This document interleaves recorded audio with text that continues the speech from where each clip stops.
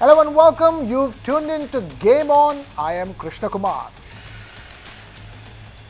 Now on this show, we are going to tell you all about how the rescheduling of the Indian Premier League or IPL is affecting the teams' balance, especially with regards to concerns over the availability of overseas players. In football, reeling in the 17th position in the Premier League table, Tottenham Hotspur are upbeat about their Europa League prospects as they eye to end their 17-year-long title drought. And why, when and where Donald Trump cheered for FIFA President Giani Infantino. So it's time now for Game On.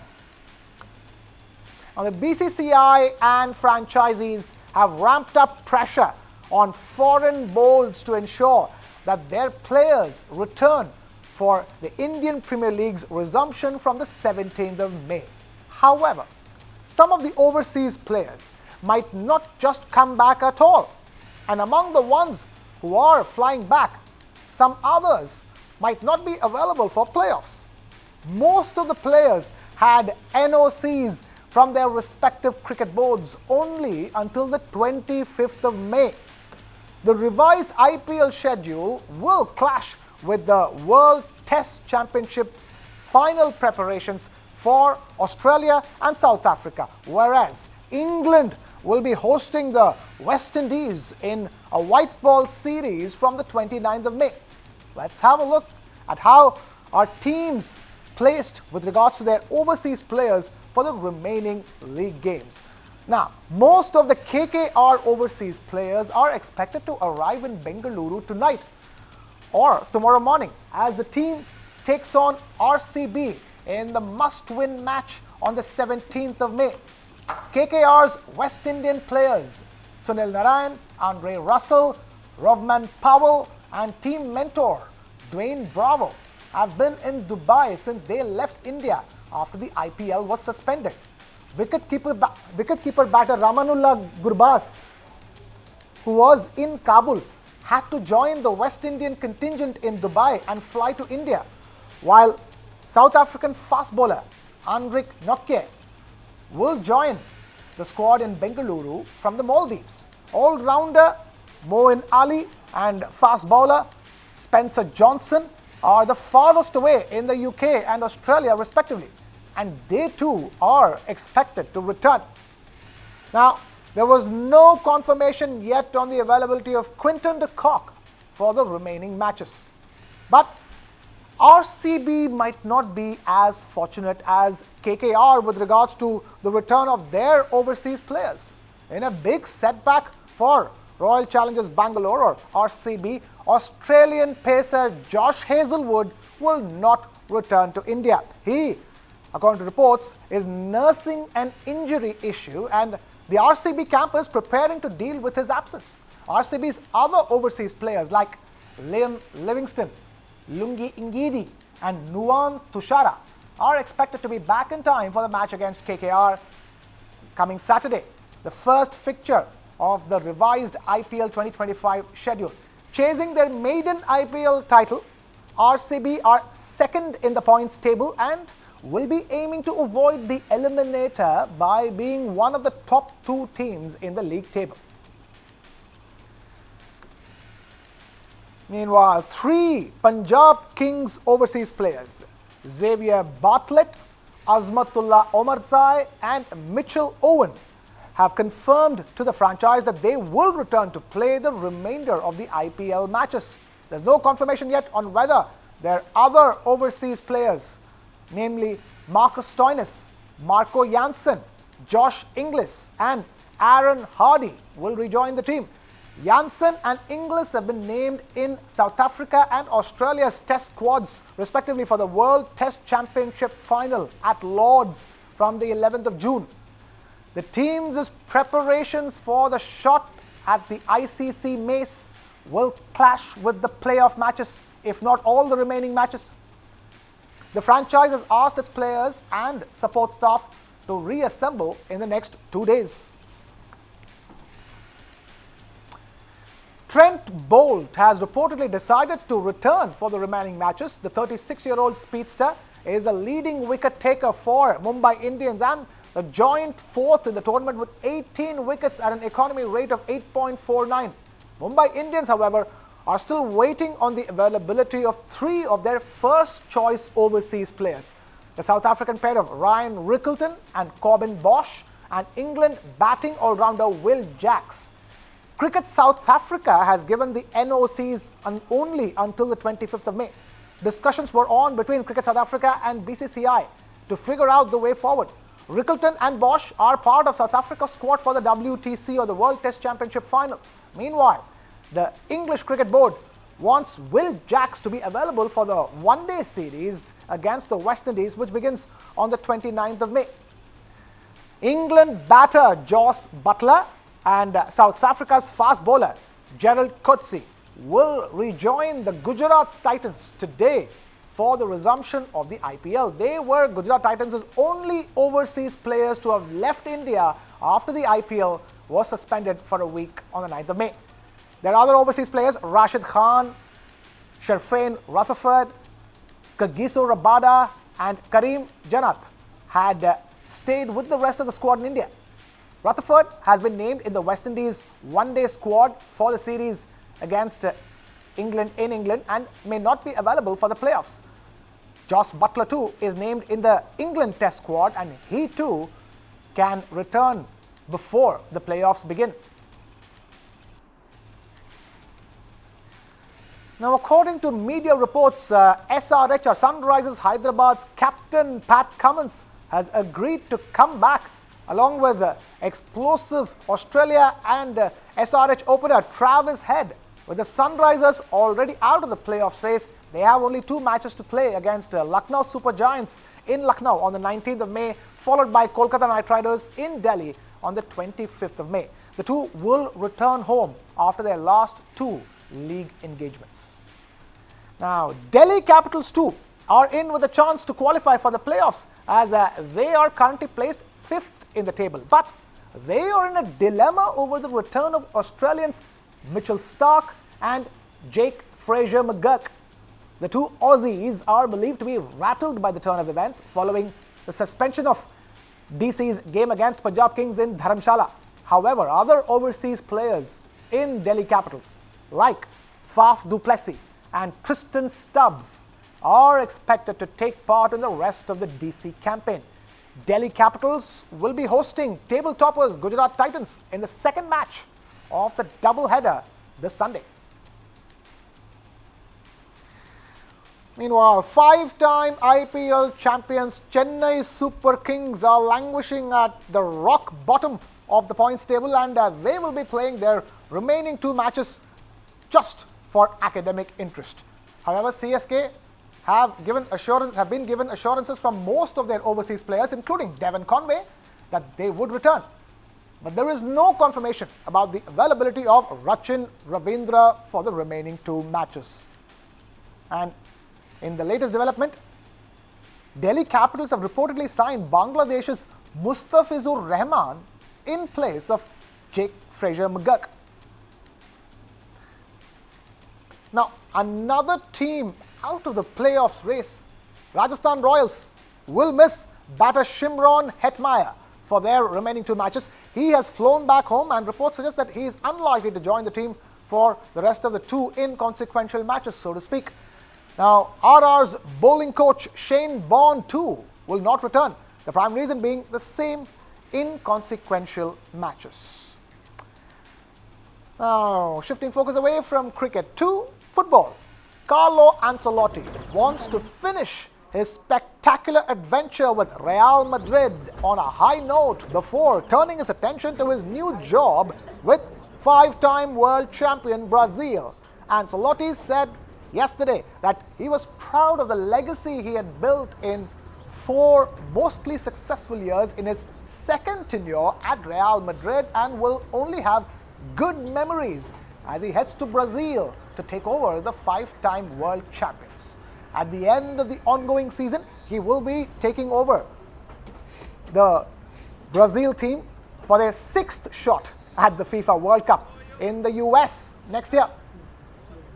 Today's La Liga match at home against Mallorca was on the back burner during the pre-match press conference a day after the Brazilian Football Association had announced that the Italian would become Brazil's coach after leaving Real Madrid at the end of the season. All but the opening question from Real's in-house TV channel were related to Ancelotti's imminent move, but he said his focus will be in Spain until he travels to Brazil on the 25th of May. Obviously, from the 26th, I'll be the coach of Brazil. It is a very important challenge, but until the 26th, I'm still the coach of Real Madrid. I want to end this final stretch of this fantastic adventure here as well. I want to finish in the best possible way. I can't regret anything. As I have said, I have had a fantastic time here. I want to have a fantastic time in the last 15 days I have left here. I believe I have got the most out of what I could get from myself. I have got the most. The titles speak for themselves. I'll be in Real Madrid fan for life, but the period that is ending has been a spectacular period in my career. When I started coaching, I never thought I could coach Real Madrid for 6 years. I could never imagine it, and it happened. And I have to thank the club. The fact that Real Madrid are yet to officially announce Ancelotti's departure was raised by reporters, but he played it down and said that everything was done in accordance with all the parties involved. 65-year-old Ancelotti, one of the most decorated managers in world football, has steered Real Madrid to even more trophies in his second spell with the Spanish Giants, but they are set to finish this season without any silverware. Second-placed Real are 7 points adrift of Barcelona, who could secure the league title on Wednesday without kicking a ball if Real failed to beat Mallorca. Regardless of Real's result, a Barca victory in the city derby at Espanyol on Thursday would clinch the title. An official announcement on Ancelotti is expected before Real Madrid's last game of the season at home against Real Sociedad on the 25th of May, with the club's former midfielder Xabi Alonso set to be his replacement. Ancelotti said that he did not have any advice for Alonso, as he thinks that he has already proved to be an excellent manager. As I have said, I have a lot of affection for Xabi Alonso. I have no advice to give him because he has all the tools to be a great coach in the future. I'm very happy. If today I didn't have to give the press conference, it would be a fantastic day.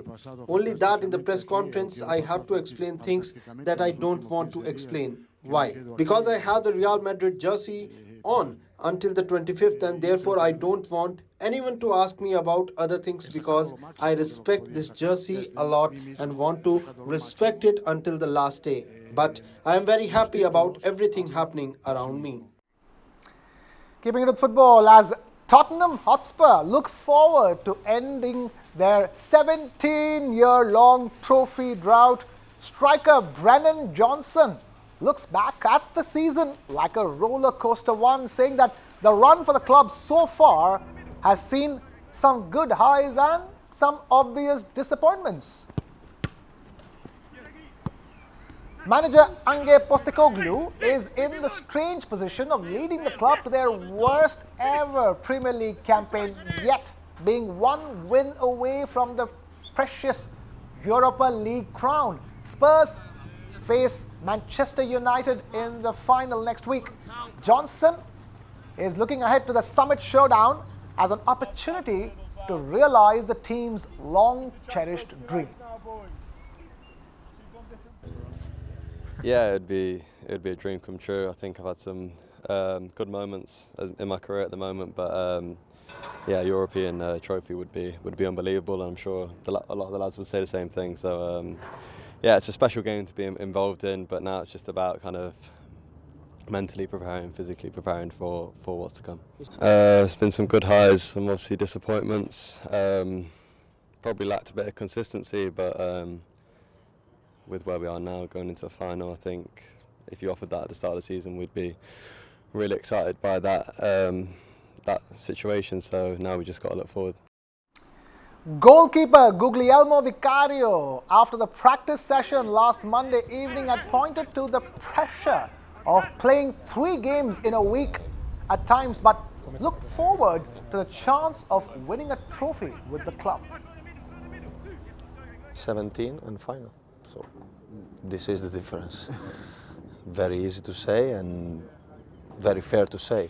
Poor in the league and amazing in the cup. And of course you want always to be at the top of everything, and sometimes to dealing with 3 games in a week is tough. But we know that our performances during the Premier League campaign hasn't been good enough. It's easy to say, and the table said that, and we are very disappointed for that. But now we have the opportunity to create history for this football club on May the 21st, and we want to be ready for that game. FIFA's president Giani Infantino received a standing ovation in Saudi Arabia's capital Riyadh on Tuesday during US President Donald Trump's speech at the Saudi-US Investment Forum. Donald Trump was speaking about how Saudi Arabia will host several major events, including the 2034 World Cup, adding that the US will co-host the next edition of the tournament in 2026 along with Canada and Mexico. Trump invited Infantino to stand up and proclaimed to the audience what a great job the leader of soccer's world governing body is doing. Gianni Infantino is in Riyadh for Trump's state visit, and he is also expected to travel to Qatar, the 2022 World Cup hosts, on Wednesday, which also is on the US President's Middle East tour schedule. Now, following the visit to Qatar, Infantino will then fly to Paraguay later on Wednesday, where FIFA is holding its 75th annual Congress. Gianni Infantino will lead the meeting with the FIFA's 211 member federations expected to be in attendance. The World Cup and the World Expo will soon be coming here, just like the World Cup is coming to the United States. It's going to be really exciting. The World Cup is here. Gianni, just stand up, John. Thank you, Gianni.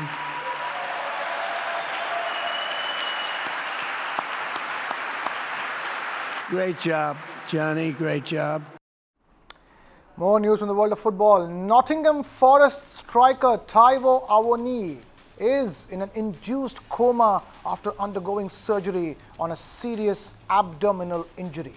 The 27-year-old Nigeria international had collided with the goal post in the 88th minute during the 2-2 Premier League draw with Leicester City at the City Ground, attempting to connect with a cross from Anthony Elanga. Awani, who joined Nottingham Forest from Union Berlin in June 2022, came on as a late substitute for Ibrahim Sangare and spent only 5 minutes on the pitch before the incident. He received immediate treatment on the field and then rejoined the game, but was limping for the last 10 minutes of the match. The BBC was among the British media outlets that reported yesterday that Awani had been placed in an induced coma after having the first phase of surgery. In a statement earlier on Tuesday, Nottingham Forest said that Awani had undergone surgery and was, quote-unquote, recovering well. Nottingham Forest's owner, Evangelos Marinakis, came onto the pitch after the Leicester game and appeared to remonstrate with manager Nuno Espirito Santo. Espirito Santo said that the incident was due to Marinakis' frustration over Awani not being substituted. The Forest manager added that the Nigerian international was left on due to a misunderstanding between the coach and the medical departments. Nottingham Forest has dismissed reports as quote-unquote fake news that Marinakis was involved in a confrontation with the manager. Moving on, Giani Maradona, one of the daughters of the late Diego Armando Maradona, attended a court in the Argentinian capital of Buenos Aires on Tuesday to testify in the death trial of the Argentine football legend.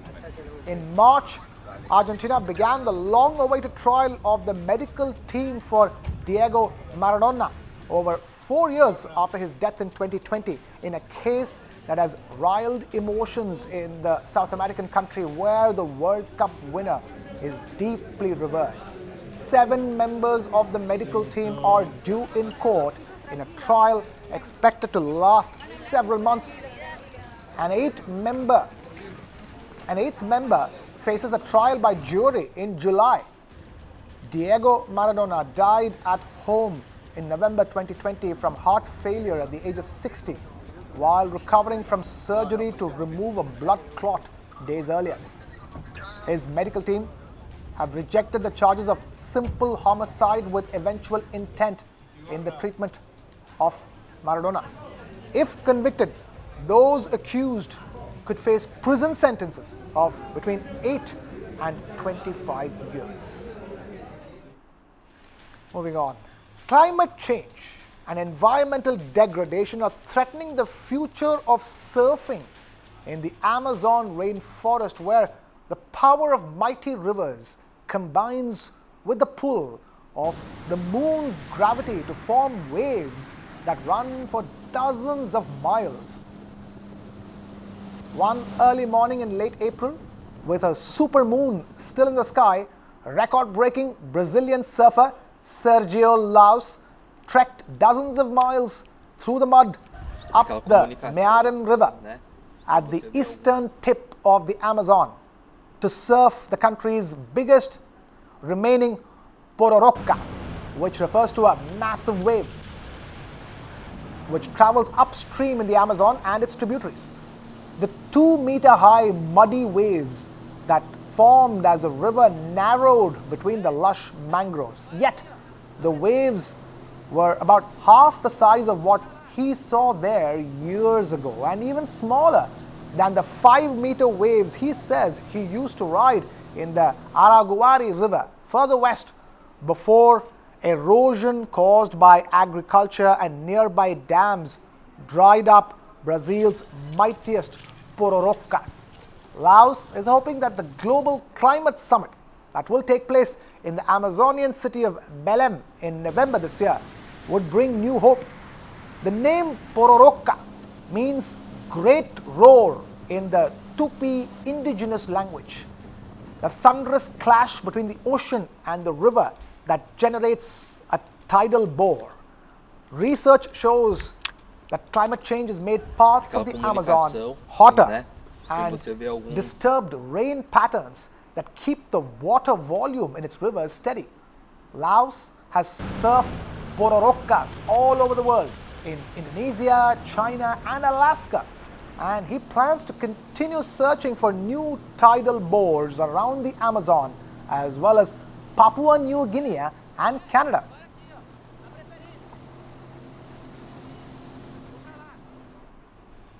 And with that is a wrap here on this edition of Game On. Thank you so much for watching. This is Krishna Kumar signing off.